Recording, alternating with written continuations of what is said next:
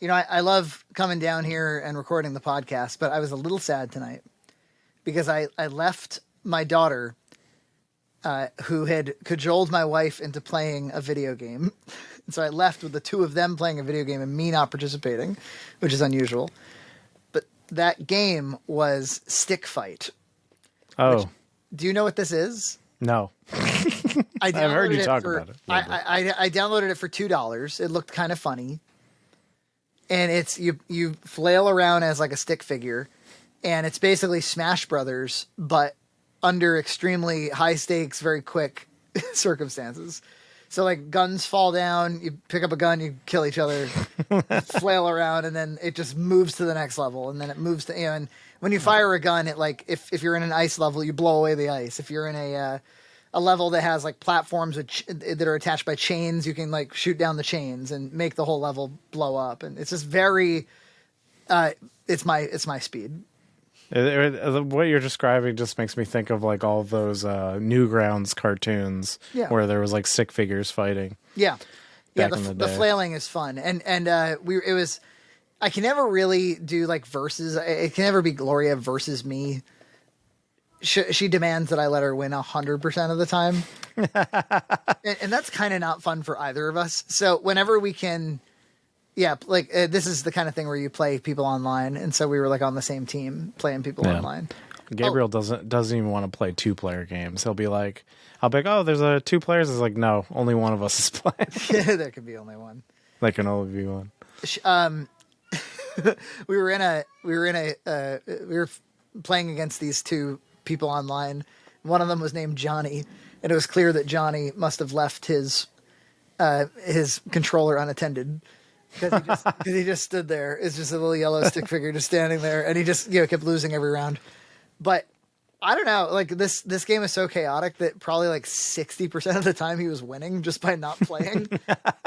And so Gloria, that's great. I pointed this out to Gloria, and she goes, I'm going to try that. And she won like 2 or 3 times in a row doing that. And she goes, oh, thank you, Johnny. Johnny, you've given me some good info, Johnny. So Nina and I it's like that Mario Party gif where like Luigi is like standing on a ball in the corner and just standing still, and everyone just like rolls off. Oh yeah, there was like a series of YouTube videos. I can't remember who the guy who did them, but it was like, what would happen if in every Mario Party game I did nothing? Or I think it was something like that. And actually, yeah, Gloria watched those for like 40 minutes and sort of enjoyed it.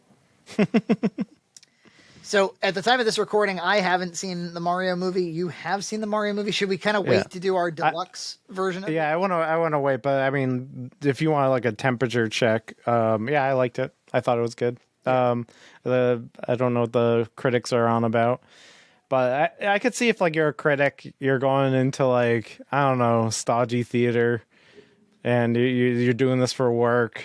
I could see you not enjoying it, but like, I was in a packed theater. Yep. Some people were dressed as Mario. Some people were dressed as Luigi or Bowser. Everyone was having a good time. Kids, they were clapping, howling. It's a good time. If you like Nintendo, it's not like, look, the advertising, it's advertising exactly what it is. It's an Illumination film, and it really, if you're a fan of Mario, you're going to be serviced. You're going to be a fan, serviced the whole way through, servicing you with both hands. It's going to be great. So yeah, I enjoyed it. Love it. And it's going to make a gazillion dollars. But yeah, we'll wait for our full discussion about it. We watch a lot of Illumination movies in the house. There's Grinch. There's the Despicable Me and Minions movies, which are all pretty good. There's Secret Life of Pets. The 2 Sing movies, those are really good movies. Those are cool. Yeah. Like, I don't know. I think they're kind of, they're like perfect kids movies. That's the truth of it. I was thinking the other day, I was like, I, and so many our age, choose YouTube over commercial entertainment, like often. And I was noticing, like, I think if she had her druthers, she would watch YouTube as well. But it's, unfortunately, like, even though they've gotten away from Spider-Man and Elsa, and they've gotten away from like Ukrainian auto-animated crap, there's still a lot of like the people who produce content for children on YouTube. They're screaming, they're sticking product placement in the frame. They're it's like clickbait for children, and the algorithm will always be broken for children's entertainment because it's high volume of views, but no engagement. There's no comments. There's no thumbs up or thumbs down. There's nothing to say. I think duration watched is kind of meaningless when it comes to kids too, and because they'll just play through everything. yeah, so you can't really like the analytics don't drive much there. I think, and yeah, I think that most commercial children's entertainment's pretty good, like Bluey, Nickelodeon, PBS Kids, a lot of like Disney stuff is pretty good. And I think Illumination's at the top. I really do. I think they know how to make a great kids movie. Yeah, I guess this as of this recording, the Mario movie is projected to be one of their best opening like the best opening of any of their movies, and it did get me thinking about how really are the James Cameron of animation. Yeah. Like, it's like where it's like broad appeal, it can cross civilizations, cross cultures. It will make money. People understand it. I don't think I think they're going to make $1 gazillion with this movie. Yeah, and it's 4-quadrant, but decidedly for kids. That's what it seems to be. Yeah, I mean, it's broad. If you like Mario, you're like I said, you're gonna get service. So, and everyone likes Mario. Come on, that's for sure.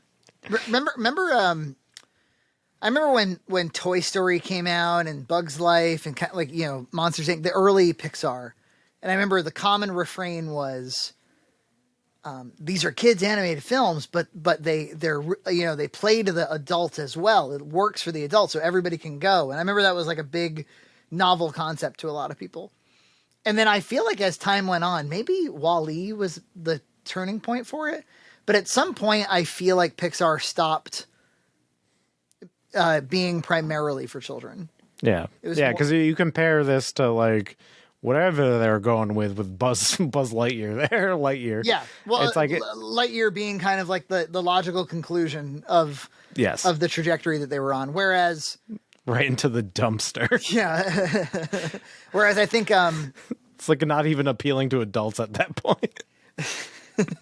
Well, it's like Up. I mean, everybody always talks about like in the first 10 minutes of Up, there's a miscarriage, and it's like, wow, that's big, that's heavy for a kids movie, and then it becomes a movie about being in a house filled with balloons or whatever. But I think Pixar got high on their own supply when they kept hearing stuff like that. They're like, let's put even more kind of like subversively adult content into our. Or let's just make our movies ponderous and boring. Yeah, let's make it so thematically thick that like you can't even really. It's incoherent. It's like, yeah. This is not that. There's nothing thick about this movie, but that's what the appeal of it in a way, and that's what's going to make it successful. Subscribe to Red Cow Entertainment on Patreon for full episodes every other week.